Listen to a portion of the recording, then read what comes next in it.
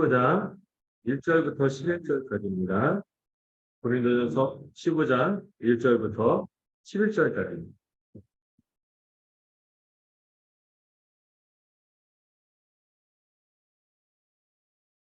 제가 가진 성경으로는 신약성경 282페이지에 있습니다. 고린도전서 15장 1절부터 11절까지 제가 한 절 읽고 여러분들이 한 절 읽는 식으로 교대해서 읽도록 하겠습니다. 형제들아, 내가 너희에게 전한 복음을 너희에게 알게 하노니 이는 너희가 받은 것이요 또 그 가운데 선 것이라.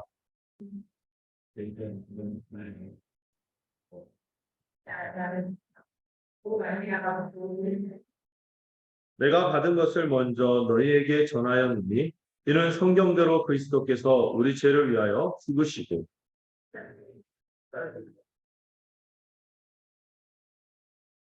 게바에게 보이시고 후에 12 제자에게와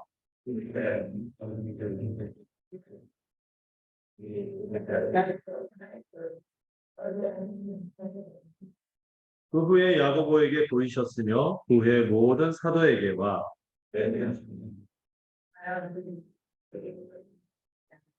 나는 사도 중에 가장 작은 자라. 나는 하나님의 교회를 박해하였으므로 사도라 칭함받기를 감당하지 못할 자니라.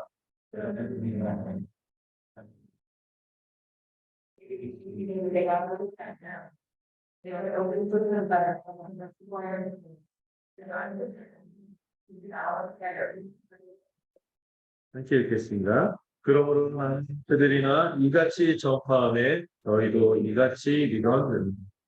아멘. 행복한 발음이 아니죠. 복된 부활의 아침입니다. 네.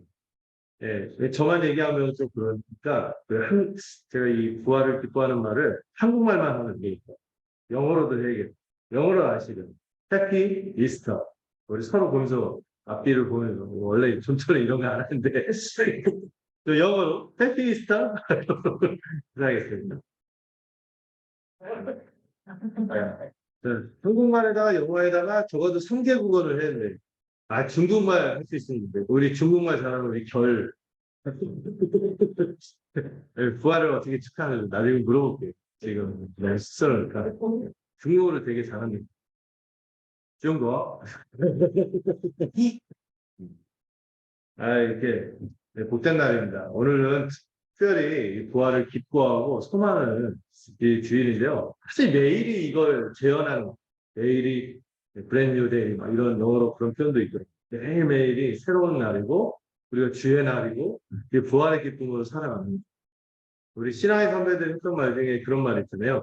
마치 어제 예수님이 십자가에 돌아가시고 오늘 아침에 예수님이 부활하시고 내일 주님이 다시 오실 것처럼 살아 이렇게 했는데 참 귀한 고백이죠.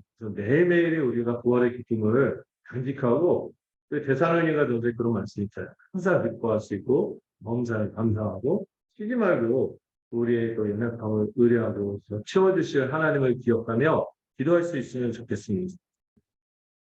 그리고 우리 예배할 때 저도 인지 부조화라고 하니까 그 입하고 몸이 옛날 가사를 심지어 성경 읽을 때도 자꾸 옛날 개역 한글 그 표현으로 막 같이 탁 나오거든요. 그래서 오늘도 아마 찬송가가 주안을 했으니까 오늘 이따 171장 부를 텐데 그거 옛날에 불러왔던 거하고 이게 차이가 있어서 입에 잘 안 붙어요. 옛날 그게 입이 한 몇십 년 이게 입에 붙었다가 하니까 근데 뭐 할 수 없죠. 그래도 뜻은 통하니까 우리가 더 이 의미를 더 깊게 생각하면서 이렇게 찬양하고 그랬으면 좋겠습니다. 제가 금요일 날에도 말씀드렸는데 제가 이번에 태국에서 크리스찬들끼리 이야기 주고받는 거 보면서 굉장히 인상적이었어요. 전에도 그런 일이 있었지만 올해 들어서 특별히 그런 문제가 있었는데 이런 얘기가 있었죠. 이 부활이 실제 역사인 것보다 부활의 의미가 중요하다. 이렇게 주장하는 어떤 사람들하고 아니다. 부활이 역사라는 게 너무나 중요하다. 무슨 얘기하는 그래서 막 논쟁이 벌어졌어요. 근데 보면서 전에는 이런 얘기를 아예 안 하고 부활은 그냥 역사적 사실로 그냥 전제하고 이야기를 주고받고 이 부활을 기뻐하고 하는데 요즘에 참 시대가 바뀌었고 또 믿음이 굉장히 연약해지고 믿음 없는 세대를 맞이하고 있구나 하는 생각이 좀 들었습니다. 여러분 우리가 이 기독교 신앙의 중심이 십자가 신앙이지만 이 십자가와 항상 떨어뜨릴 수 없는 불가분리한 그 주제가 뭡니까? 십자가와 더불어 부활입니다. 그리고 부활을 얘기할 때 십자가를 떨어뜨리고 얘기할 수 없어요. 이 두 가지는 그냥 자연스럽게 편의점 상품보다도 더 강력하게 원 플러스 원으로 항상 같이 가야 되는 것이고. 여러분, 특별히 이 부활이 실제 역사라는 것을 별로 말을 흐리면서 부활의 의미를 하나는 게 더 중요하지 이렇게 말하는 분들 보면요. 실제로 이렇게 추적해서 얘기하고 이렇게 얘기를 하다 보면은 그 부활의 역사인 것을 별로 중요하지 않다고 생각하거나 부활의 역사인 것을 규정한 사람들이 있습니다. 실제로 있습니다. 저는 실제로 신학교 사역을 하는데 그 총진 같은 데서도 사역했지만 한신하고 강신, 소위 말하는 이제 자유주의 신학을 신봉하는 그런 학교에서도 사역을 했기 때문에 근데 그분들 보면은 부활의 역사인 게 중요하지 않다. 부활을 우리는 살아내는 게 중요하고 이런 얘기를 너무 많이 하는 거예요. 근데 정말 부활이 역사라는 거 안 믿어? 하면 말을 흘려요. 그냥 안 믿는 거예요. 대부분은 안 믿는 거죠.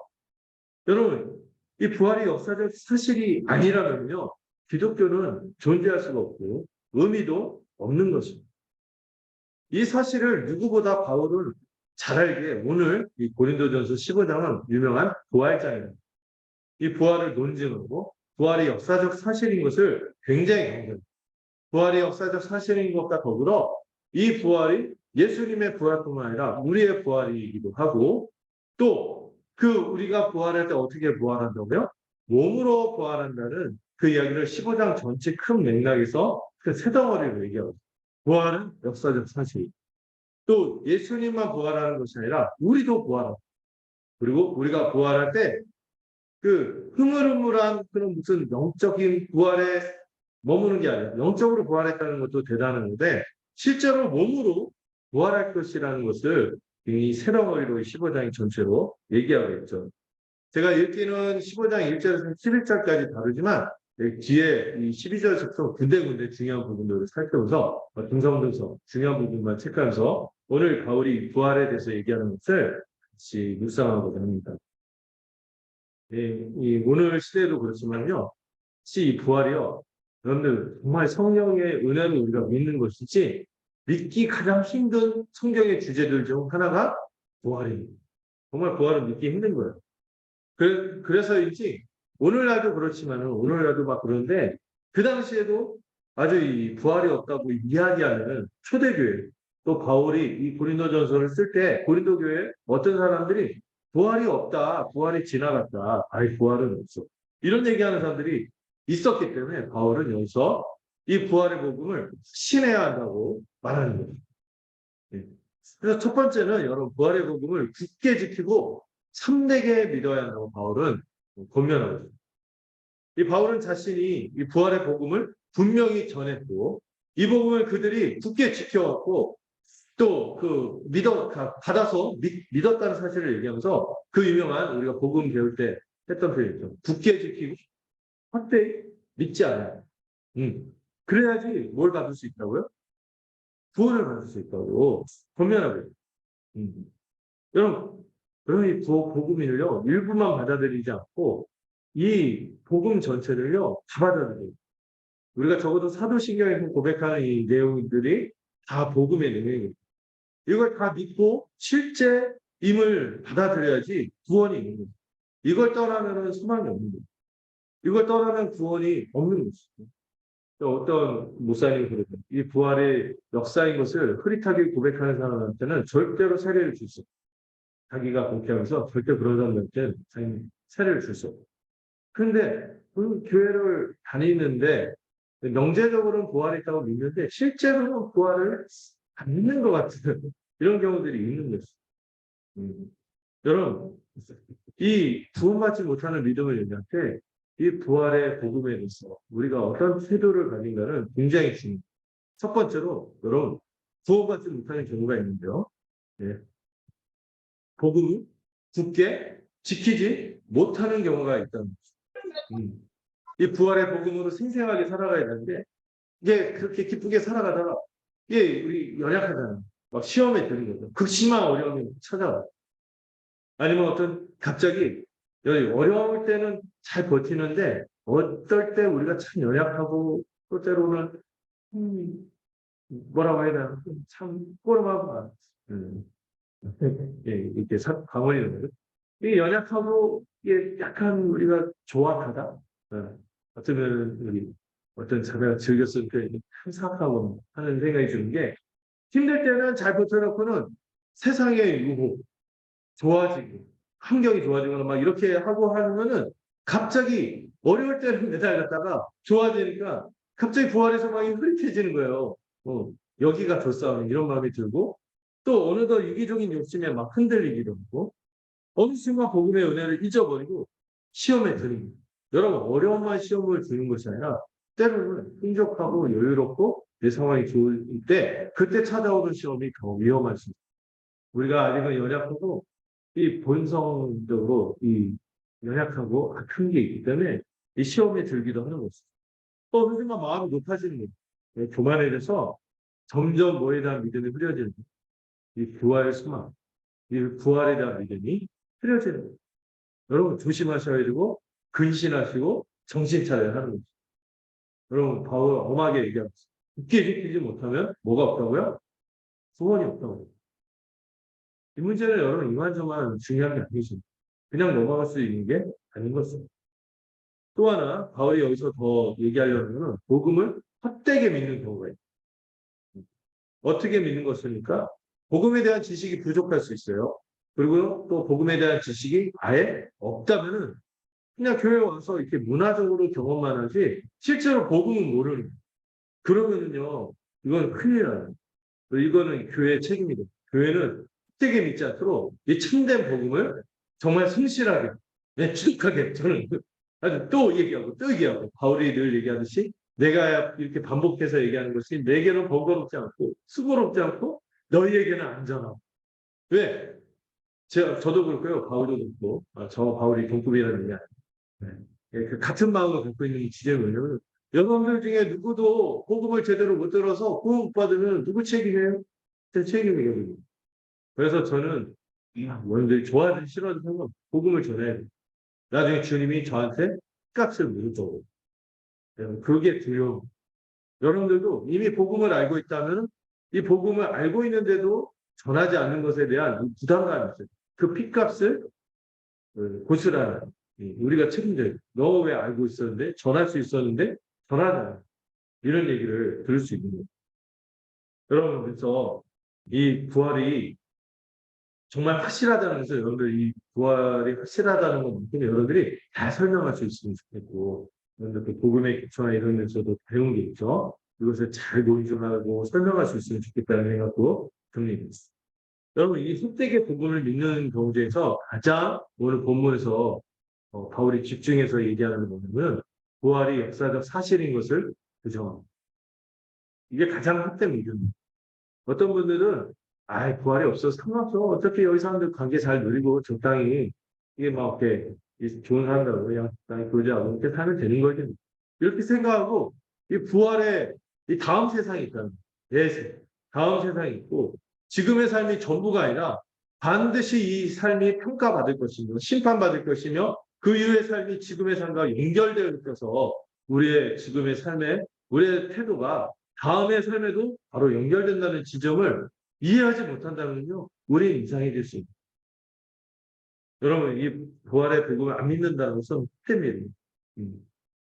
먼저 여러분, 그래서 바울은 굉장히 공들여서 설득합니다. 1절에서 11절까지 이 부활이 역사적인 사실이라는 것을 굉장히 설득한데요. 첫 번째로 뭘 증거로 제시합니까? 두 번이나 나오는 표현이 있어요. 성경대로 성경의 증언이 예수님의 부활을 입증한다. 이 두 번이나 성경대로라는 표현을 쓰는데 먼저 성경대로 예수님께서요. 가짜로 죽은 게 아니에요. 어떤 분들 부활을 부정하는 사람들이 예수님 잠깐 기절했다 깨어났다 막 이렇게 얘기하는데 아니에요. 우리 죄를 위해서 지난 금요일에 살펴봤듯이 처참한 저주를 받으시고 우리 대신에 죽으셨어요. 그리고 장사 지낸 바 되었죠. 그리고 그걸로 끝이 아니라 그것뿐만 아니라 세트로 성경대로 이것도 성경에서 예언한 대로 사흘 만에 다시 살아났다고 바울은 힘있게 얘기하고 있어요. 여러분 이 성경대로 할 때 이 성경은 뭐죠? 구약이에요. 그 당시 바울이 당시에는 신학 전경이 다 확립되지 않았으니까 구약이 이미 예언된 바대로 이 부활이 성취된 것이다 하고 얘기하는 거예요. 베드로도요. 예수님이 부활하시고 나서 그리고 예수님과 만나고 다시 이 승천하기 전까지 40일 특별 세미나를 했죠. 얼마 있으면 우리도 사경이라 할 텐데 그때 우리의 믿음이 충만해졌으면 좋겠어요. 이 40일 특별 세미나를 통해서 이 하나님 나라에 대해서 배우고 주님이 승천하시지 않았습니까? 그걸 승천하고 나서 좀 이따 뭐가 왔어요? 간절히 뭘 기다렸어요? 성령이 임하길 기다리라고 했고 성령이 임하고 나서 베드로가 처음으로 설교했는데 공식적인 첫 설교죠. 그 첫 설교의 주제가 뭐예요? 예수님이 주와 그리스도가 되셨는데 그 주되심의 첫 번째 증거가 뭐예요? 성경대로 예수 그리스도께서 이 부활하셨다는 것을 성경을 통하여 이미 이 부활이 예언되었고 그것이 성취되었다고 증언하는 거예요. 그 유명한 인용한 성경 구절이 이건 베드로만이 아니라 바울도 그렇고 여러 사도들이 똑같이 인용하는 말씀인데요. 너무 중요한 거니까 이거 안 볼 수가 없겠죠. 한번 이게 같이 보도록 하겠습니다. 자, 한번 여기 나온 말씀 한번 읽어볼까요? 시작. 이는 주께서 하고 영혼을 소를 버리지 않으시며 그 거룩한 때를 여러분 죄지 않으실 것이니. 예.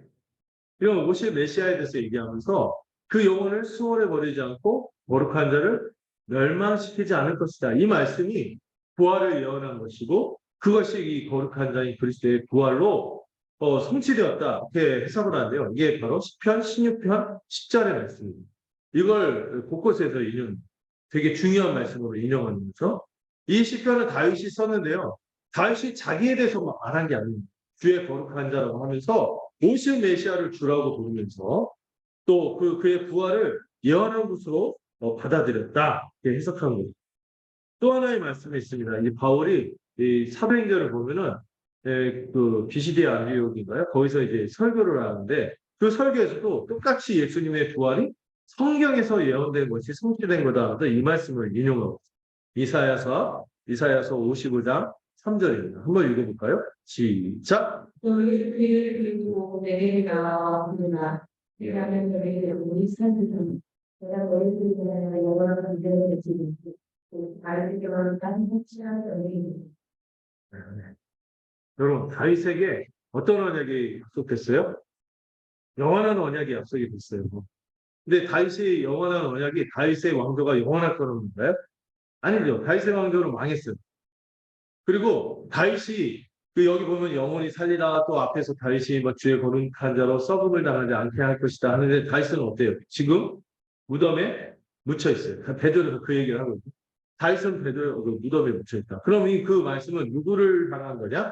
바로 오실 메시아를 향한 것이고 그 다윗이 인간 왕국이 아니라 메시아가 가져오는 영원한 하나님 나라를 약속한 거예요. 이거를 들으면 너희가 살 거야 하면서 그 말씀을 성취되었다고 얘기하는 것이죠. 여러분 다윗 왕국은 한 400년 갔나요? 망했죠. 그런데 여러분 이 그리스도의 교회는 어떻습니까? 주님 오실 때까지 계속 이어질 거예요. 여러분 2000년이나 2000년 대단하지 않습니까? 이게 성취된 것이죠. 여러분 이 성경대로 할 때 또 바울이 이 이사야의 말씀과 시편의 말씀뿐만 아니라 이 바울만 그렇게 얘기한 것이 아니라 예수님도 성경을 인용하면서 자신이 부활할 것을 말씀하셨어요. 가장 대표적인 게 뭐예요? 노나의 표적이라고 하면서 요나가 물고기 뱃속에 있다가 3일 만에 나온 것처럼 인자도 부활할 것이다. 그래서 이 3일 만에 부활할 것을 말씀하셨어요. 그것만이 아니라 성전을 허물라 3일 만에 내가 다시 세울 것. 이 성전이신, 새로운 성전이신 주님에 대해서 그렇게 말씀하셨고, 곳곳에서 주님이 말씀하셨죠. 부활. 그런데 여러분, 우리가 부활을 안 믿겠다는 건요, 예수님을 거짓말쟁이로 만들어버려요. 여러분, 예수님의 부활이 실제로 있지 않다 하는 거는요, 예수님을 어떻게 만들어버리는지 모르는 거예요. 그 예수님의 숭고한 정체를 따라간다? 그 의미 없어요. 예수님은 실제로 자신이 부활할 것을 여러 곳에서 말했기 때문에 예수님이 부활이 실제이든지 아니면 예수님이 거짓말쟁이거나 사기꾼이든지 아니 미친 사람이 둘 중에 하나밖에 없는 거예요. 여러분 뭘 택하시겠어요? 소위 그 신자라고 하면서 부활의 역사가 아니다 이렇게 얘기하는 거는 진짜 큰 오류를 갖고 있는 거죠. 바울이 그것만 얘기하는 것이 아니라 이 성경의 증언뿐만 아니라 수많은 뭐가 있다고 또 얘기합니까? 증인들이 있다고 얘기하고 있습니다.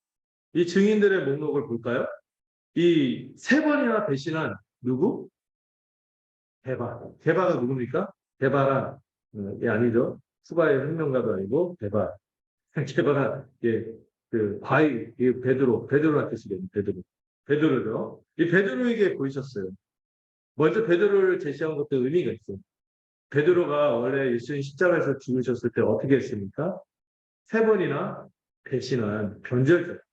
이 낙심한 변절자가 정말 그 얼굴을 들 수 없죠. 그런 사람이 어떻게 이렇게 열정적인 부활 복음의 전도자가 되고 교회 지도자가 될 수 있었을까요? 이거는요, 부활이 실제로 일어나지 않았다면 설명할 수 없는. 그 곧이어 나오는 12제자들도 어땠어요? 베드로와 격긴이들. 대부분 예수님을 십자가에 홀로 놔두고 도망쳤습니다. 네.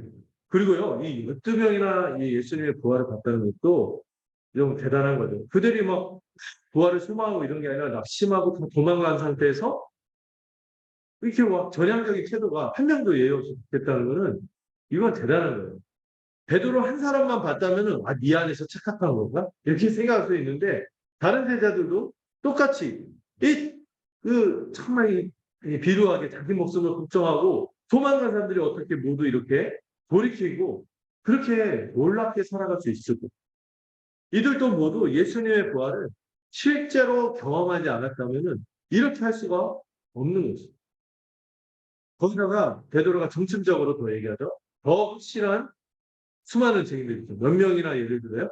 500여 형제나 동시에 부활하신 예수님을 보았다고 해요. 사도행전을 보면은요, 주님이 부활하시고 무려 40일간이나 이 사도들을 비롯해서 많은 사람들에게 자신을 나타내 보이셨고 하나님 나라에 대해서 가르쳐 주셨다고 얘기하죠. 또 바울이 고린도전서를 쓸 지금 꽤 시간이 좀 지났지만 그 당시에도 그 중에 500의 형제 중에서 일부는 죽었지만은 대부분 여전히 살아있고 그들도 다 미친 듯이 주의 부활을 전하고 부활의 증인으로 살고 있다는 거죠. 여러분 이 500명 중에서 한 명이라도 헷가닥하지 않고 다 이 일을 부정할 사람이 없다는 것은 이 부활의 역사가 너무 사실이고 너무 충격적이고 너무 인생을 뒤바뀔 그 인생 하나하나를 바꿀 정도로 놀라운 실제 역사였기 때문인 거죠. 거기다가 여러분 7절을 보시면 누가 나와요? 야고보가 나오는데 이 야고보를 증인으로 내세우는 또 대단한 친한 증인 구하러. 왜냐고요?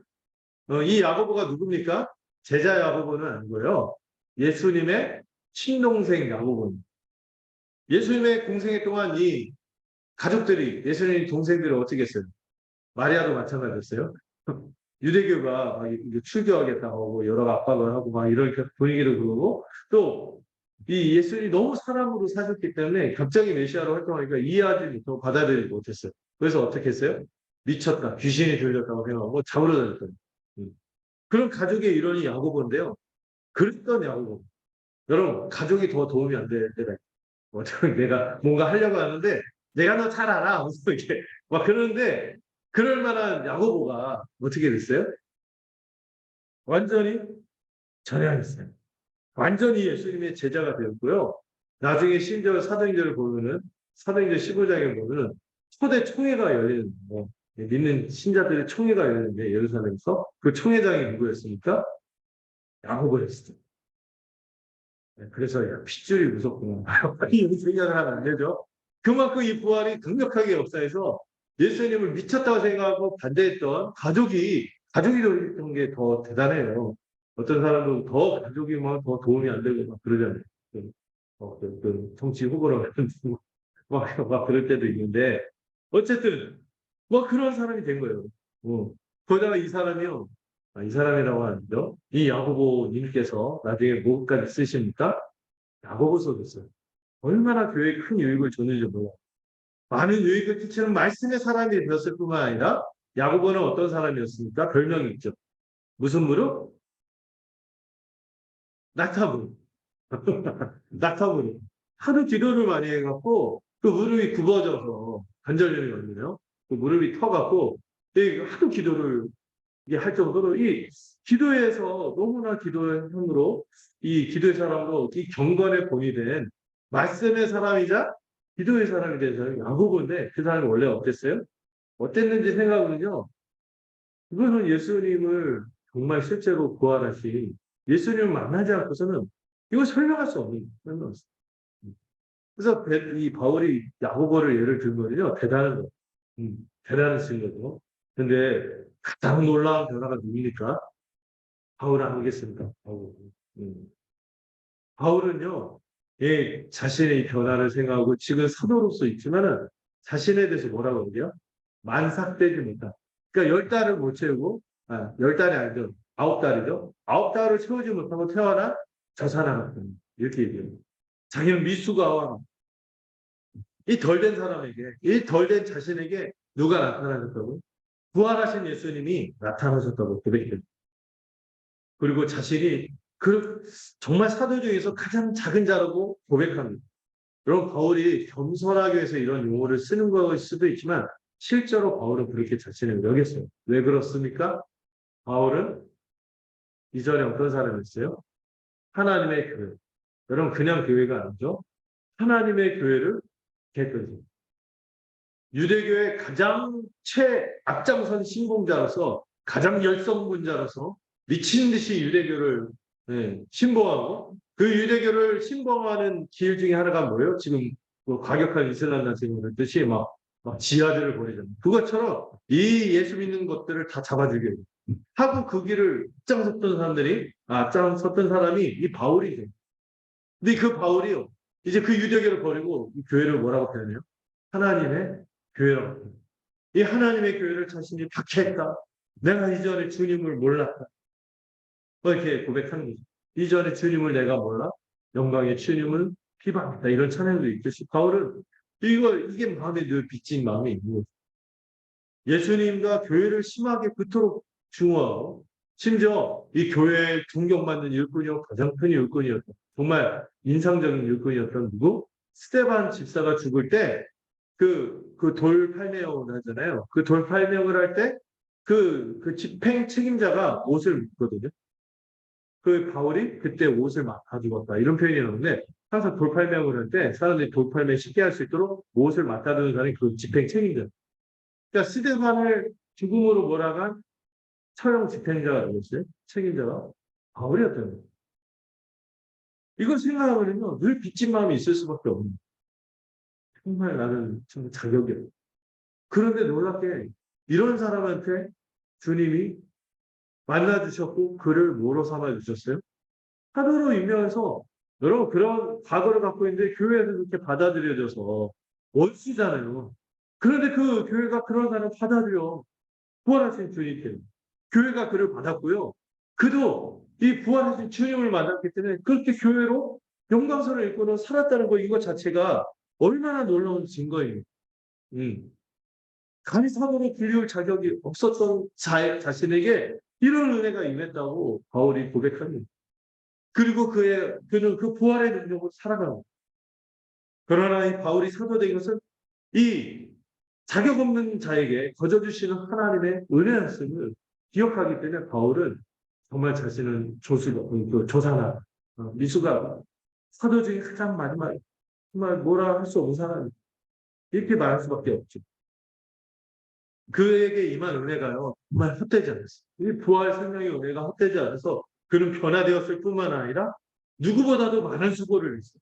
교회를 그렇게 핍박하고 증오하고 그렇게 했던 사람이요. 그리고 이게 이 사람이 적당히 알고 있다고 그런 게 아니라 철저한 유대교 신봉자예요. 얼마나 엘리트였어요. 이런 사람이 완전히 뒤바뀌어갖고 교회를 위해서 엄청난 수고를 했어요. 주를 위해서 엄청난 수고를 했고 수많은 열매를 맺었어요. 여러분 어떤 분이 그 바울이 여행 다닌 그거를 보니까 엄청난 활동량으로 온 세계를 누비고 있어요. 고대 세계 그 교통수단도 불편하고 막 강도도 더하고 해적대도 만나고 뭐 산에 위험, 물에 위험, 강도 위험, 뭐 여러 가지 죽을 뻔한 경험도 많이 하지 않습니까? 근데 유럽과 아시아를 막 다니면서 사방을 누비고 다녔죠. 그리고 교회를 세웠어요. 얼마나 많은 열매를 맺었습니까? 그런데 그 모든 것이 바울 자신의 능력으로 된 것도 아니었습니다. 바울이 고백했듯이 이 하나님의 은혜는 부활하신 그리스도를 만 그 예수님의 부활의 영광을 맛보았고 그 부활 생명으로 살았기 때문에 이렇게 살 수 있었다. 나된 것은 뭐다? 내가 나된 것은 하나님의 은혜다. 이렇게 고백할 수밖에 없어요. 여러분, 바울이 그 복음을 믿었고요. 사도들도 그 복음을 따라서 여러분 사도들 여러분 부활주의 때 항상 그 사파나 이런 게 그 떠오르는 기독교 사도 12사도가 어떻게 죽었는지 연대를 수역하면은 정말 하나같이 다 미친 듯이 주를 위해서 살다가 죽었어요. 요한은요 살이 죽는 게 나았어요. 끓는 기름 담아서서 던져졌거든요. 그리고 온전케 나왔을까요? 아니에요. 사람도 있고 막 그랬는데 그래도 살았어요. 뭐 하려고? 끝까지 주님의 증거자가 되면서 요한계시록 쓰기 위해 감모섬에까지 유배되고 끝까지 주를 위해서 살았단 말이에요. 이런 거 생각할 때 여러분 부활의 역사적 사실이 아니라고 인정할 수 없는 우리는요 바울과 같이 또 사도들과 같이 우리도 이 동일한 복음을 믿고 살아가는 자들인 것입니다. 우리도 이 복음을 믿고 전하는 것입니다. 그러면은 한 가지 더 중요한 주제가 있는데 이거는 이제 군대거든요. 1절부터 11절은 자세히 믿고 외도 등등등 좀 보여요. 여러분 이게 그리스도의 부활로 끝일까요? 그 당시 사람들이요. 어떤 사람들 그리스도의 부활마저도 부정하는 사람도 있겠지만 그래 그리스도의 부활은 있다 쳐. 그런데 죽은 우리 같은 사람이 어떻게 다시 살겠어요? 우리는 그냥 죽으면 끝이지. 이런 사람들이 있었다는 거예요. 그래서 바울은요. 그리스도만 부활하는 것이 아니라 누구도 우리도 죽더라도 다시 부활할 것을 확신하고 있습니다. 12절을 보면 어떤 사람들이 12절 볼까요? 보면은 어떤 사람들이 죽으면 그만이고 부활이 없다고 말하는 사람이 있어요. 내일이면 죽을 테니 먹고 마시자 뭐 이런 사람들도 있었어요. 바울은요 이 그리스도의 부활을 위해서 부활이 반드시 있다고 하고 있습니다.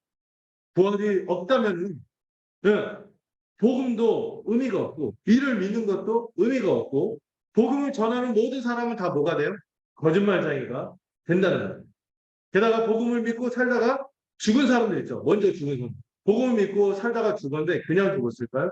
얼마나 주를 위해서 미친 듯이 살다가 죽었을 거예요. 희생하고 포기하고 가난하는 가운데서 고난을 받으면서 주를 위해서 교회를 위해서 얼마나 섬기다 살았어요. 그 시간에 자기 위해서 살았으면 많은 걸 할 수 있겠죠. 여러분 이 시간에 이 날도 좋고 그런데 막 놀러 가고 싶은 막 충동이 들지 않던가요? 전 솔직히 그럴 때가 있어요. 오늘 그냥 가고 싶다. 어디로 가고 싶다. 그런데 왜 우리가 여기 와 있습니까? 부활의 기쁨이 있고 매일매일 매주일 부활에 이 소망이 있기 때문에 우리가 세상에 볼 때는 망한 자처럼 보인다 할지라도 왜 저렇게 이상하게 살아가냐 결정들이야 이런 얘기를 들어도 이 부활을 믿기에 그렇게 살아가고 그런데요 만약에 부활이 없다면 우리가 가진 소망은 기껏 뭐예요? 내세가 없어요. 영원한 생명이 없어요. 다시 주님처럼 부활하지 않고 주님만 부활했고 우리는 아니란 말이라면은 여러분 이 세상에서 사는 게 전부라고요? 그러면요 바울이 얘기하는 이상들한테 우리가 세상에서 가장 불쌍한 사람이 될 거라고 해요. 그런데 저는 약간 이게 약간 드는 생각이 이 말씀 오늘날 사람들한테도 설득력이 있을까 이런 생각이 드는 게 어떤 생각이 드는 그 당시 사람 이 말씀이 잘못됐다는 게 아니죠. 우리가 더 이상해요. 그 당시 사람들은요 부활이 없으면 불쌍할 정도로 정말 부활을 믿고 그렇게 살았거든요. 희생하고 포기하고 가난한 것도 감수하고 고난도 당하고, 복음을 전하고 교회를 위해서 정말 초점을 분명하게 여러 가지 선택에 있는 것이 아니라 너무나 중요한 이 부활 생명을 붙잡고자 그 한 가지 붙잡고자 다른 것들을 내려놨고 그리고 달려갔고 근데 부활이 없다고요? 그럼 불쌍하다는 소리를 들을 만한데 저는 이게 우리한테 설득력이 있을까라는 생각, 우리 안 불쌍할 수도 있겠다는 생각이 드는 거예요. 부활이 없는데도 너무 잘 살아. 그 얘기는 뭐예요? 정말 우리가 이 부활을 정말 믿는 자랄 때 살아나요. 제가 그 제 스승님 이용사에서 들었던 그분이 참 명언 제도 몇 가지 많이 듣는데 매일 듣는 거 저는 인생이 선택이라고 생각하면 오해예요. 인생은 너무나 중요한 거 하나를 다른 걸 다 놓치더라도 그거 하나를 잡기 위해서 다른 것들을 포기하는 거죠. 이렇게 얘기하는 게 와닿는 그렇게 살았다면은 이 말씀이 우리한테 와닿아. 부활이 없다면 우리가 이 세상에서 가장 불쌍한 사람이에요. 근데 여러분 우리 안 불쌍한 거 아니에요. 부활이 없어도. 이런 생각은 저도 그렇고요. 마음이 무거워서. 그런데 여러분 예수님은 부활했어요. 하나님이 부활의 소망을 알려주시기 위해서 그리스도를 다시 살리셨고 이 그리스도의 부활은요. 우리가 장차 어떻게 부활할 것인지를 보여주는 그림이자 이 부활할 것에 대한 확실한 보증이에요. 예수님은요. 아무도 극복하지 못한 이 사망이라는 강력한 권세 이걸 깨치시고 부활하셨어요. 여러분 이를 정말 멋있게 표현해서 20절에서 뭡니까? 잠자는 자들의 뭐라고요? 첫 열매라고 표현하고 있어요. 첫 열매. 야, 이 첫 열매라는 표현이 할렐루야 하는 마음이 뭡니까? 왜? 여러분 첫 열매라는 건 뭐예요? 여러분 이렇게 딱 가다가 벚꽃이 하나 딱 착착착 푸르기 시작하면 그것은 금방 되니까 안 돼. 뭐가 있을까요? 오래가는. 아니, 과실, 여기 보면 복숭아 과실 많더라고요. 뭐 하나가 복숭아가 한 나무에서 살짝 맺기 시작했어요. 그럼 뭘 생각하게 돼요? 곧바로 뒤어서 복숭아들이 청청청청청청 열리겠구나. 이렇게 생각되지 않겠습니까? 첫 열매라는 표현은 바로 그런 표현입니다. 예수님이 부활했으니 장차 누구도 우리도 그 영광스러운 부활을 맛볼 거예요. 하고 얘기하는 거예요. 주렁주렁주렁 뒤이어서 열매가 맺힐 것을 떠올리도록 하는 표현입니다. 그래서 아담이요. 처음으로 이 사망의 열매를 가져오지 않았어요. 그런데 그런 것처럼 그리스도는 반대로 온 인류에게 이 첫 부활의 열매를 맺음으로 아담과 달리 많은 사람이 생명을 얻도록 하실 거예요. 그래서 우리 속담이 이걸 믿도록 있다고 생각해요. 콩 심은데 콩 나고 팥 심은데 팥 나듯이. 우리가 예수의 부활을 믿고 예수 부활의 생명이 우리 가운데 심기면 우리에게도 뭐가 나타날까요? 예수 부활 생명이 나타날 것입니다. 그 속담은 우리 보고 우리도 부활할 같이 믿으라고 저는 속담이라고 저는 믿어요. 저만 재밌나요? 죄송해요. 더 개발을 해볼게요. 네. 자, 예수 부활 생명이 심겨서 참 열매를, 이 생명의 열매를, 영생의 열매를 맺는 것처럼 여러분 믿으십시오. 우리도 부활의 열매를 맺을 것입니다. 이때는 아멘 하셔야 돼요. 믿으세요. 네. 그러면 여러분 이 부활이 우리에게 어떤 의미로 다가올까요? 우리에게 어떻게 우리의 부활로 이어지는지 좀 연결점 바울이 설명하는 게 먼저 이 부활은요. 이 죄를 사했다는 진리. 여러분 이 죄가 뭘 가져왔죠? 죽음을 가져왔습니다. 이 죽음을 가져오는 죄가 해결이 된다면은 이 죄가 없어진다면은 이 죽음은 자연스럽게 해결이 되게 됩니다. 근데 예수님이 부활했다는 것은 이 죄의 문제를 해결했다는 겁니다. 해결했다는 17절을 보면은 이런 말이 있어요. 그리스도의 부활이 없다면은 우리가 여전히 뭐 가운데 있다고? 죄 가운데 있을 것이다. 죄 문제가 해결이 안 된 거예요. 이 얘기하는 거예요. 모든 죽음은 뭐 때문에 온 거예요? 죄 때문에 온 것이기 때문에 이 죄 문제를 해결하는 것이 모든 인류의 가장 근본적인 문제예요. 하나님만이 하실 수 있는 일인데 그 일을 주님께서 해결하십니다.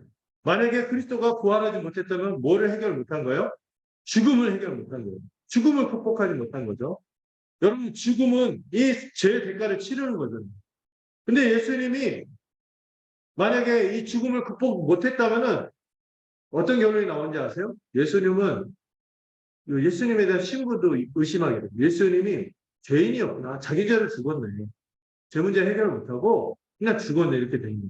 근데 예수님이 죄 문제를 해결했을 뿐만 아니라 그분이 죄인이 아니라 의인이었기 때문에 하나님이 죄 가운데 죽는 것이 아니기 때문에 죄를 대신하는 죽음이었지 그 자신의 죄를 죽는 것이 아니었기 때문에 그 죄 속의 죽음을 하나님이 받으셔서 하나님이 여러분 성경의 표현을 자세히 보셔야 되는 게 예수님은 혼자 살아나신 게 아니에요. 자기 능력으로 신성을 발해서 스스로 살아나신 것이 아니라 철저히 하나님이 살리셨다고 표현합니다. 왜? 예수님의 죽음이 죄를 해결하는 죽음이요. 그 자신이 죄인이 아니라 뭐로서? 의인으로서 죄인을 대신하는 죽음이었다는 것이 이 부활로 입증되는 거예요. 제가 약간 복잡할까봐 이 원고 주면서 걱정했거든요. 여러분 괜찮나요? 이해가 되셨나요? 감사합니다. 그동안 복음을 들은 보람이 있는. 여러분, 죽음을 해결했다는 것은 죄를 해결했다는 결론이 될 수밖에 없어요. 죄를 해결했다면은 예수는 죄인이 아니라 의인이었고, 참으로 누구를 대신하는 우리 같은 죄인. 우리의 모든 죄 문제를 해결할 수 있는 자격이 있는 분으로서 십자가에서 죽으셨고, 이거를 하나님이 인정하고 받으셔서 그분을 부활하게 하신 것입니다. 부활시키신 겁니다. 그래서 예수님의 부활을 전문용어로 예수님의 칭의다. 다른 말로 예수님이 의롭다고 인정받았다. 이렇게 표현하는 거죠. 여러분 이 메커니즘이 있어요. 이런 구조가 있기 때문에 여러분 예수님의 부활이 실제로 안 일어났다고요? 그러면요 우리가 복음 믿는 거예요. 복음을 제일 첫 번째 혜택이 뭐예요? 죄사함의 혜택인데 이 죄사함 자체가 형성이 안 되는 거예요. 믿을 필요가 없는 거예요. 복음 자체가 형성될 수 있는 거예요. 그러므로 이거는 이 역사적인 부활이 사실이 아닐지라도 부활의 의미만 믿으면 된다. 이거 다 의미 없는 거죠. 이 죄사함의 문제는 그리고 부활이 없다면 죄 문제는 해결할 수가 없습니다. 예수님은 죄인이 아니라 의인이십니다. 예수님은 의인으로서 우리 대신 죄를 사주시기 위해 죽으신 거예요. 여러분, 이 모든 사망을 가져오는 모든 죄를 사하셨으니 이 그리스도의 부활의 첫 열매, 이 첫 부활로 완전히 입증됩니다. 여러분, 그래서 혹시 여전히 마음을 누른 정죄하는 마음, 정죄감이나 죄책감이나 막 이런 것도 있잖아요. 늘 바울처럼 빚진 마음이 있어야 돼요. 만나는 그 한간마다. 그러나 그런 막 이상한 그 죄책감이나 막 이런 거 있잖아요. 이런 거에 대해서 벗어났어요. 예수님의 부활로 그 모든 것 같이 죽음으로 치러졌다는 것을 우리가 믿는 것입니다. 예수님의 부활은요, 곧바로 이어지는 것이면 죄만 사는 것이 아니라 우리의 무엇도 보장할까요? 완전한 구원도 보장합니다. 죄는 사함받는데 나중에 내가 좀 잘 못하면 좀 구원은 퇴락될 수 있지 않을까? 뭐 이런 얘기하는데 이거는 다른 교단이 하는 얘기예요. 보통 저는 이단이라고 생각하는데 구원이 나중에 탈락될 수 있다. 이거는 있을 수 없어요. 하나님이 하시는 건데 어떻게 구원에서 탈락이 돼? 믿음은 저거는 믿음이 가짜일 수 있거든요. 그런데 여기서 말씀하시는 것은 우리의 완전한 구원을 이 부활이 보장한다. 예수님이요 사망의 권세를 극복하셨는데 22절에 보면 그리스도 안에서 모든 사람이 생명을 얻고 삶을 얻을 것이다 이렇게 얘기해요. 그리고 이 먼저 첫 열매인 그리스도로부터 시작해서 또 이 본문의 설명을 따라가면 그리스도가 다시 재림할 때 그리스도에 속한 자는 그리스도 안에 있는 자, 다시 말해서 그리스도에 속한 자는 다 어떻게 될 거다? 부활할 거다. 이렇게 증언하고 마지막 하나님 나라가 완성될 때 그런 말씀도 하죠. 심판도 일어날 거다. 하나님을 대적하는 모든 통치, 권세, 능력 이런 것들 철저히 멸하시고 이 예수님이 완성된 하나님 나라를 하나님 아버지에게 바치실 거예요. 그때 우리가 주님 안에서 그 나라를 함께 누릴 거라고 이 본문이 설명하고 있습니다. 그래서 여러분 우리가 한번 예수님의 부활로 말미암아 우리가 죄사함의 은혜를 받았을 뿐만 아니라 앞으로 우리의 완전한 구원까지도 뭐가 보장한다고요? 이 부활이 주님이 재림하실 때 완성된 하나님 나라를 우리가 누릴 때까지 우리의 구원을 보장한다는 사실을 믿으시기 바랍니다. 또한 예수님의 부활은 우리 주께서, 우리 예수님이 주가 되셨음도 증거하고 있어요. 25절, 26절을 보면은 부활하셔서 예수님이 그냥 계신 게 아니라 어떻게 하고 있어요? 모든 원수를 발 아래에 들 때까지 뭐 하신다고? 왕노릇 하신다고. 그래서 이 부활이 주대심의 주제와 연결됩니다. 예수님 부활하셔서 원수를 발 아래에 들 때까지 왕노릇 하셨는데 이 주가 되셔서 모든 원수를 무력하게 만드시고 결국 맨 나중에는 이 첫 열매로 본인만 살아나신 게 아니라 모든 사망을 맨 나중에 이 사망을 완전히 할 거다라고 증언합니다. 이어서 27절, 28절을 보세요. 그래서 하나님이 이 만물을 누구의 발 아래 두셨다고 얘기해요?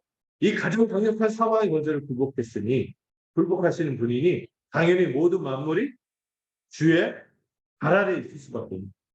예수님의 발 아래 두신 이 표현은 에베소서에도 나오고 빌립보서에도 나오고 그래서 막 우리가 생생하게 기억하기 위해서 예수님이 이 세상을 통치할 때 손도 안 썼는데 가리면 다 된다.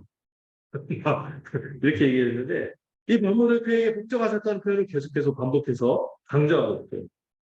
그래서 여러분 예수님은요 부활하시고 승천하셔. 승천은 우리가 떨어져 계신다는 말이 아니라고 제가 번번이 말씀드렸어요. 하늘 보좌에 앉으셔서 거기서 손 놓고 계시지 않는단 말이에요. 지금도 능력으로 우리를 다스리고 돌보시고 역사를 주관하는 우리의 모든 섭리 가운데 우리 하나님께서 아버지께서 섭리하신다는 표현도 우리가 익숙하지만 우리 주님이요 우리 모든 일상과 일것을 유투적을 관할하시고 성령으로 말미암아 우리를 인도하시고 역사하심을 믿으셔야 됩니다. 부활은 첫 번째 죄사함과 우리의 완전한 구원과 주님이 지금도 주가 되셔서 우리를 다스리고 인도한다는 사실을 보증합니다. 세 번째로 예수님의 부활은 어떤 부활이냐고요? 또 우리의 부활은 어떤 부활? 몸의 부활이라는 것을 확신하고 소망해야 합니다. 그걸 인상적으로 오늘 본문 이제 42절에서 44절을 보면은 이 네 가지로 우리의 이 부활의 영광을 스러운 상태를 설명하는데 첫 번째 뭐 하지 않는다? 썩지 않는다. 두 번째 영광스러울 것이다. 세 번째 강할 것이다. 그다음 네 번째로 신령한 이렇게 얘기합니다. 신령하다 하니까 이게 산신령 생각하시면 안 돼요. 신령 막 홀리 막 이런 게 아니라 신령하다는 것은 성령의 인도하고 완전히 성령에게 완전히 성령 그 자체가 성령으로 가득한 그런 몸이 될 거다 이런 얘기를 하는 거죠. 먼저 여러분 이 몸의 부활 얘기할 때 이 몸이라는 것의 특징을 기본적으로 정의를 잘 하시게 돼요. 저도 이게 공부하면서 깨달았는데 이 소마라는 건데 이 몸은 눈에 보이는. 그래서 여러분들 우리가 그 나중에 부활하지 않는 영적 부활이지만 흐물흐물 꼬마 이런 캐스퍼처럼 하반신 오고 둥둥 떠다니는 구름처럼 이런 게 아니에요. 몸으로 부활한다는 건 눈으로 보이게. 그 다음에 눈으로 보일 특징뿐만 두 번째 특징은 뭐예요? 손으로 잡히는 구체성. 구체적인 몸으로 부활합니다. 눈으로 보이고 잡히게. 구체적인 몸, 육체적인 몸을 지니고 살아가는 거죠. 우리가 우리 주의 몸된 교회 할 때 교회가요. 그냥 간판만 있고 아무도 없고 그런 게 아니라 생생한 인격이 있고 생동하는 삶이 있잖아요. 근데 주의 몸인 거야. 그런 식으로 우리가 주의 몸으로 살아가는 거고 눈에 보이고 생생하고 그래서 우리의 서로의 필요에 대해서 입으로만 입으로만 배부르게 하라 더욱게 하라 이러지 않죠. 그 몸의 필요를 알고 그 몸의 필요를 위해서 뛰어들어 돌보고 그래서 초대교회 모두 없어졌어요. 그 영적으로 충만했다 이런 것이 아니라 초대교회 이 하나님의 은혜가 강력히 임하고 능력이 임한 증거를 뭐로 얘기해요? 서로 유무상통하고 서로 몸된 자로 여기면서 가난한 자가 없어도 신실하게 살고 이게 몸이니까 그 몸이 몸으로 부활한다. 첫 번째 눈에 보이도록 부활. 두 번째 구체적으로 우리의 삶의 필요들 모든 몸의 필요들을 충족받으면서 부활한다는 거고 세 번째는 공동성. 여러분 나중에 바울이 그 은사 얘기할 때도 얘기하지만 그 교회가 주의 몸인데 어떤 몸이 있는데 귀만 있는 몸 본 적입니다. 여러분 그 반제장의 그 눈 있잖아요. 눈 그런 인격을 만나고 싶나요? 피하고 싶죠. 온 몸이 눈이야. 그런 건 있을 수 없어요. 그래서 이 세 번째는 공동성, 그 유기성이라고. 누가 떼면은 살 수 없는 고유한 개성을 갖고 있는데 한 몸처럼 이 공동의 것으로 살아가는 것이 몸입니다. 그래서 하나님이 우리를 만들 때도 하나님의 형상으로 만들 때도요, 이 몸으로 만드셨어요. 남자와 여자가 한 몸이에요. 그게 하나님의 형상을 이루어가는 중요한 것입니다. 이 세 가지 특징을 제가 원고에 없는데 이 몸에 대한 부분에 대해서 우리가 교회를 이해할 때 긴밀하게 연결돼요. 교회야말로 이 부활을 살아내는 공동체인데 어떻게 사는 게 교회로 사는 것인가? 이 근본적인 정리가 몸입니다. 눈에 보이고 손에 잡히도록 구체적이고 그 다음에 함께 공동체 이루어가는 것이 몸입니다. 그래서 여러분 근데 그런 몸이 어떤 몸? 영광스러운 몸으로 부활할 것을 믿어야 합니다. 이 바울은요, 부활하신 예수 그리스도를 만나 뵙고 그와 같이 영광스러운 몸으로 부활할 것을 소망하게 되었죠. 그래서 이 바울이 그리스도의 그 영광스러운 몸의 부활을 경험했기 때문에 이 42절에서 44절에 고백이 나옵니다.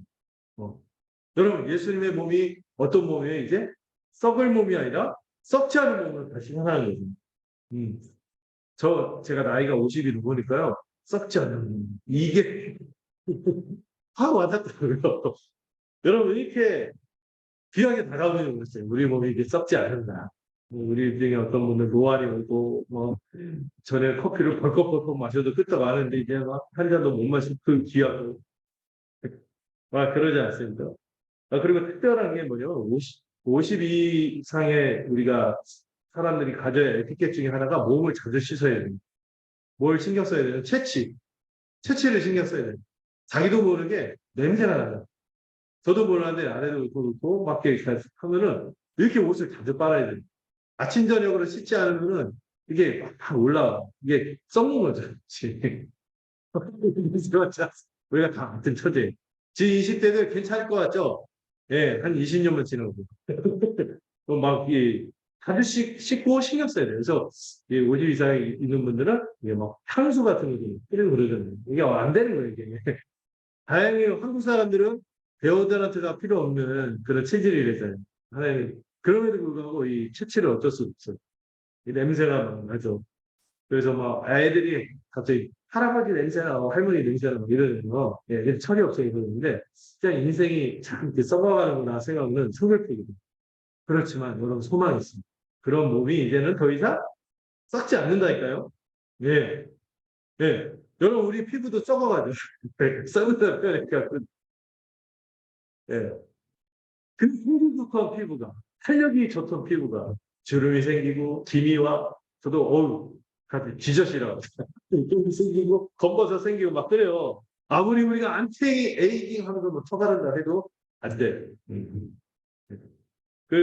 또 제가 풀었더라고요. 183이었는데, 이제 180에서 70대 갈 수도 있구나. 이게 아까 그거죠. 척추가 약간, 이게 내려앉는다. 우리 그래요. 그런데, 이제 썩지 않는다니, 제가 생생하게 생각을 해보면, 썩지 않는다. 이제 더 이상 냄새가. 안 씻어서 냄새가 안 나. 막 축구 열심히 하고, 막 운동 열심히 하고 했는데도 냄새가 안 나. 상쾌해. 프레시한, 그 냄새가 나는 거죠. 예, 향기가 나는 거죠. 그리고 생기가 넘치고 활력이 넘쳤어요. 또 이런 표현도 나오죠. 욕된 것. 이 욕된 것을 다른 본문 보니까 비천. 이런 몸이 영광스러운 몸이 된대요. 여러분, 지금의 용모와 또 여러분들이 갖고 있는 여러 가지 약점이 있지 않습니까? 그러니까 비루하다, 참하다, 나의 어떤 약점들 있잖아요. 이 용모도 어떤 부분에서 그 컴플렉스가 있을 수 있죠. 여러분, 이게 다음 세상에서 어떻게 부활하면 영광스럽게 변해야 됩니다. 물론 우리가 정우성이 되거나 김태희가 되지는 않을 거예요. 근데 정우모로서 가장 아름답고 영광스러운 모습. 우리다운 그 모습으로 영광스럽게 변화됩니다. 우리가 서로 막 몰라보, 서현수들에서 몰라보 이런 게 아니죠. 정말 그 사람 가운데 그 사람인 거 알겠는데 너무 영광스러워. 이렇게 바뀌는. 저는 이렇게 생생하게 소망해야 된다고 생각해요. 또 약한 것이 어떻게 되죠? 약한 몸이 강한 몸이 되죠. 지금 우리 뭐 얼마나 회복이 느립니까? 조금 뭐 일이 많아갖고 좀 애쓰면은 막 그 며칠을 가지고 피곤이. 또 뭐 하려고 하면 쉽게 지쳐. 집중력도 떨어져. 또 우리의 감정도 약해지죠. 정말 이게 나이가 들면서 저도 제가 굉장히 멘탈이 좀 나를 감정적으로 무디고 멘탈이 괜찮다 생각하는데 와 나이가 들어가니까 허물어지는 이런 식으로 마음도 잘 지켜야겠다는 생각도 들었어요. 음. 쉽게 지치고 기복도 심해지고 그런데 여러분 다음 세상이 어떻게 될까? 부활하면 우리는 지치지 않고 지리산 종주를 해도 안 지치고 아 종주를 언제 또 할 수 있을까 이런 생각이 들어요. 시간이 나서 근데 막 세계 여행 가서 제가 요즘에는요 막 비행기 타는 것도 싫더라고. 어디 잠깐 어디 비행기 타고 갔다 오는 거 너무 힘들고 장거리 어디 한 두세 시간만 가도 아 그날 컨디션이 막 깔아지는데 여러분 다음 세상 여러분 지금 막 너무 힘들어서 부담돼서 못 가고 한 거 있죠. 다음 세상에서는 여러분 막 지구 놀라운 지구 하면서 막 그런 데 있잖아요. 막 저런 데 가보면 좋겠다 하는데 막 갈 수 있을 거예요. 베어 그리스처럼 생전 탐험을 안 해도 할 수 있겠죠. 음. 우리의 내면도 강해져서요. 또 누구든지 넉넉하게 품어주는 그런 이 속사람도 완전히 새로워지고 강건해지고 그거를 연속해서 생각하는 게 육의 몸이 신령한 몸이 됩니다. 여러분 육의 몸은 이 피지컬, 이 신체적인 몸을 얘기하는 게 아니고요. 이 육이라고 표현할 때 이 육은 죄된 본성, 우리의 죄된 약점, 우리 안에 있는 아직까지 남아있는 습성들, 근성처럼 이렇게 못 벗어나는 어떤 연약함들이 있어요. 이런 본성과 욕심에서 우리는 이 세상 살아가다 보면 많이 성화된 줄 알았는데 이렇게 이 지점에 어떤 유혹이나 이런 게 닥쳐올 때 감정적으로 뭐가 왔을 때 어떻게 요구를 할 때 자유롭지 못할 때가 있어요. 음. 그런데 뭐라고 약속하셨죠? 그런 몸이 아니라 신령한 몸. 이 성령을 따라서 완전히 성령에 의해서 완전히 성령 덩어리가 되어서 의롭고 거룩하며 지극히 선한 것을 추구하고 행하게 될 것이라고 약속하고 있는 겁니다. 여러분 이러하니 우리가 부활을 소망하지 않을 수가 있겠습니까? 이 몸의 부활을 신하고 살아가야 됩니다. 그리고 50절에서 뭐라고 해요? 이 혈과 육은 하나님 나라를 갖지 못하고 썩는 것은 썩지 않는 것을 유업으로 갖지 못한다. 이렇게 얘기하는데 이 얘기는 그 얘기예요. 우리가 가진 지금 갖고 있는 육체는 어떻게 해요? 언젠가는 죽게 될 거예요. 여러분 썩어가게 마련이죠. 그러나 여러분 이 신자의 이 육체적인 죽음은 단순한 죽음으로 끝나지 않습니다. 이 비천한 육체를 벗을 때 우리의 뭐가 완성이 될까요? 성화가 완성이 됩니다. 우리 완전히 거룩해질 거예요. 그래서 하나님 나라를 참으로 받게 되는 자가 될 것입니다. 여러분 신자의 죽음과 안 믿는 자의 죽음을 그래서 듣는 거예요. 우리의 죽음은 죽음으로 끝나는 것이 아니죠. 더 완전한 소망으로 이어지는 것입니다. 게다가 51절에서 바울이 비밀을 하나 더 말하는데 이 죽은 자뿐만 아니라 그 당시 예수님이 오시면 그 장차 예수님이 다시 오실 때 그때 살아있는 자도 갑자기 호련 갑자기 영광스럽게 부활할 거라고 소망을 제시하고 있습니다. 우리의 지금 육체는 썩어가잖아요. 그러나 장차 입을 이 영광의 몸, 신령한 몸, 강한 몸, 썩지 않는 몸은 다시 사망이 틈타거나 쏘거나 우리를 패배시키지 못할 거라고 고백하는 것입니다. 자, 55절, 57절 한번 읽어보세요. 시작. 하나님의 시기가 어디냐? 하나님의 또 그들을 세우느냐? 하나님의 손에 거두며 그들의 의를 입어라. 이들의 주님과 나가라. 이들의 주님을 감사하라. 바울이 어디가 어떻습니까? 신나요. 사망아, 내 승리가 어디냐? 내가 쏘는 게 어디냐? 내가 헛방 치고 있구나. 이제 우리는 부활 하면서 막 기뻐하는 거예요. 너무 신나서 얘기하는 감격이에요. 이 사망은요, 이 누구에게 임합니까? 죄인에게 임해요. 죄가 있는 자에게 임하는데 이 죄를 쏘고 율법의 심판에 따라서 죄의 대가를 받아 죽음에 이를 수밖에 없는데 이미 누가 그거를 다 해결했어요? 예수 그리스도께서 성경대로 십자가에서 죽으셨던 그리고 그분이 성경대로 부활하셨기 때문에 사망이 쏠 바를 잊어버리고 없는 거예요. 쏠 수 있는 게 없는 거예요. 이제 우리 주 예수 그리스도가 모든 죄의 대가를 십자가에서 치르시고 부활하심으로 우리에게 승리를 주신 것입니다. 그렇기 때문에 우리도 역시 이렇게 신나게 사망아 내가 쏘는 것이 어디냐? 내 승리가 어디 있느냐? 하고 말할 수 있는 것입니다. 여러분, 그래서 바울이 궁극적으로 말하고 싶은 말씀은 그런 이 모든 하나님의 은혜에 바울이 감사하다고 이제 57절 끝에서 얘기해요. 그러면서 분명하는 말씀이 있어요.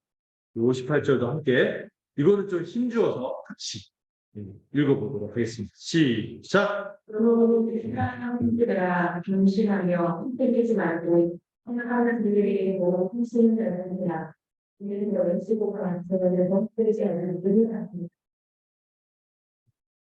여러분, 이 부활이 사실 우리도 부활할 것이고 이 몸으로 이 생생한 복된 부활을 맛보실 것이기 때문에 맛볼 것이기 때문에 어떻게 하라고요? 견실하면. 견실하면이 뭐냐 하면 굳게 서서 흔들리지 말라고 하는 거죠. 여러분, 이 말은 우리가 어느덧 이 부활의 생생한 소문, 여기에 대한 믿음과 소망이 흐려지면 흔들릴 수 있다는 거예요. 흔들릴 수 있다는 거예요. 우리는요, 이 땅의 삶이 부활의 삶을 소망하는 삶이기에 이 세상 사람과 필연적으로 다를 수밖에 없어요. 그래서 아까 얘기한 대로 불쌍한 자처럼 보일 수도 있습니다. 월요일, 화요일, 수요일, 목요일, 금요일, 그 다음에 토요일, 주일 이렇게 다른 쳇바퀴 돌듯이 돌지만 내일이 부활의 생명으로 살아가는 날이고 특별히 주일에 우리가 모여서 함께 성도의 교제를 하는 건 신령한 것을 나누는 이 부활 소망이 흐려지지 않도록 우리가 붙들고 살아가는 것이기에 너무나 귀한 것이죠. 세상 사람들 우리가 여기 와서 이러고 있으면 아유 불쌍하다 이해가 안 된다 왜 저러고 있냐 이럴 수 있지만 우리는 왜 이러는지 아는 거예요. 우리는 우리 갖고 있는 이 부활 소망과 이 믿음을 위해서 희생도 하고 포기도 하고 가난도 하고 또 고난도 당할 수 있어 감수할 수 있는 이 30절 31절을 보면 이 바울도 자신이 신자로 살다 보면 이 항상 위험을 느끼고 날마다 죽노라고 이렇게 고백하고 이 죽노라고 고백하는 게 이 여러 가지 상황과 여러 가지 압박도 있지만 또 지체들을 위해서 살아가고 주를 위해서 살아가는 삶이 만만치 않기 때문에 이 날마다 죽는 그러나 이 날마다 죽는데 이미 주님 안에서 내가 죽었다는 것을 느끼고 또 오늘 하루를 부활 생명으로 살아가는 것이죠. 그런데 이런 부활 소망과 생명이 없다. 이 믿음이 없으면 32절처럼 말할 수밖에 없어요. 어차피 내일 죽을 거니까. 어차피 장차 죽을 거니까 그냥 먹고 마시자. 그냥 즐기자. 이렇게 되는 거죠. 여러분, 부활이 생생하게 여러분들에게 소망으로 작동하고 있어요. 여러분들의 삶의 태도를 보면 알 수 있어요. 왜 의의 열매가 나타나지 않고 죄를 짓고 살아갑니다. 여기 바울이 얘기하죠. 하나님을 알지 못하기 때문에 없는 것을 잊게 하시고 죽은 자를 살리시는 그 부활의 하나님을 알지 못하기 때문에 그렇다고 얘기합니다. 여러분, 이 하나님을 안다면 정말 하나님을 기억하고 이 예수 십자가 복음 붙자 영생의 부활을 소망하고 살아가는 자들은 이 부활을 경험합니다. 영광스러운 부활을 경험합니다. 그러나 이 믿음을 배반하고 이 죽은 자를 살리시고 없는 것을 잊게 하신 이 부활의 하나님을 잊어버리고 알지 못하는 자들은 이 믿음을 배반한 자는 영벌의 부활을 기대합니다. 부탁하고 여러분들 분명한 것은 이 부활의 소망이 흐려지지 않고 붙들기를 바라십니다. 이 붙들기를 바랍니다. 아무도 부활의 하나님을 몰라서 마치 소망 없는 자처럼 사는 사람이 없기를 바랍니다.